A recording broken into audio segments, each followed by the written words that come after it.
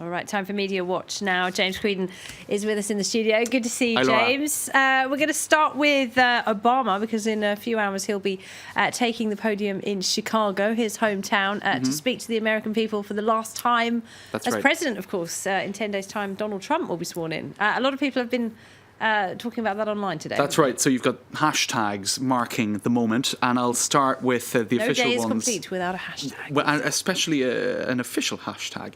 Obama farewell. So you've got the White House doing what they do, which is a bit of communications around the president's activities on the Twitter account. So they are encouraging everybody to tune in for that, and they have even a special video, sort of commemorative video, going back through various different images and moments in the president's 8 years. You've got the vice president as well, who's been tweeting on the White House Twitter account with quotes from him. I've seen him lead the world, not just by example of our power, but by the power of our example. You've got people listing off his achievements, from combating terrorism to saving the auto industry, low price of petrol, at least if you're in the US, 15 million jobs created. So those who are in favour of Obama listing off what they believe to be his achievements. You even have some saying, why don't we make today Obama Day, right? So the day of his final speech, some encouraging Twitter users to spread the whole concept of Obama Day, to even change your profile photo to an annual holiday kind of thing? Almost. I think it's a little bit in jest, but people are saying, look, change your profile picture to POTUS between now and the end of his presidency. So clearly the man has his fans and followers, and those who are sad to see him go. And, of course, he was the first US president on social media.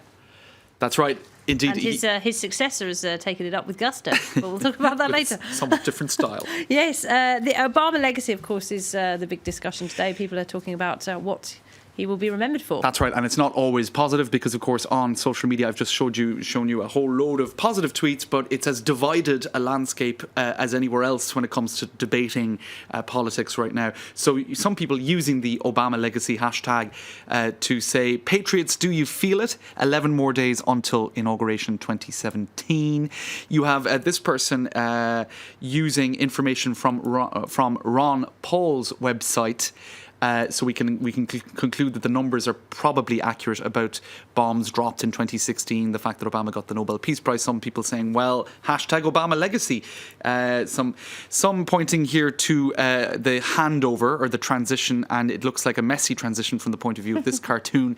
Don't mess it up, says Obama as he hands over a somewhat messy looking box. So these are all tweets being shared by people who are happy to see Obama go, essentially a new American holiday. And we're not talking about Obama Day here, the day of his last speech. We're talking about the day of his last day in office. It's a very divided landscape out there politically, in terms of discourse on social media as well. And indeed, Donald Trump will have his work cut out for him, unifying in any way, shape or form America in that sense. You do also have under the hashtag Obama legacy people pointing out the positives, as we saw earlier as well. One person here, well, this is the Associated Press, talking about LGBT rights. But then, of course, you have a whole lot of tweets today as well concerned about Donald Trump's choices for his cabinet. Jeff Sessions, who is seen in the eyes of many as just not qualified at all for the role of Attorney General. You have Michael Moore, unsurprisingly, calling on his followers on social media to ring their representatives in order to block the way for Jeff Sessions. So there you go. I had one tweet saying, look, he's a cool dude. I'm not sure if I have it here. Just because Obama is a cool dude doesn't make him the greatest president of all time. That, for me, is probably the only sort of middle-of-the-road tweet I've found. Because everyone else either seems to adore the man or not be able to stand him at all. He's like the Marmite of the White House. That's exactly it. But he could be moving on to much more musical career. That's right. People are saying. So I think we don't dispute that he's a cool dude, right? And he did. He makes a great speech. He does make a great speech, and he is very humane and accessible. And we saw that in August of last year when he dropped his summer playlist. Now, he's done that previously. I think he did it in 2015. But he does like to sing, doesn't he? He likes to sing. He likes to party. He likes music, and he suggested a Spotify daytime playlist and nighttime or evening time playlist. Now, he made reference to that again when he was meeting with the Swedish ambassador at the White House a few days ago. Spotify, the streaming music app or website, is Swedish. And guess what happened? So he said, I'm still waiting for my job at Spotify. This is what I'm going to do next.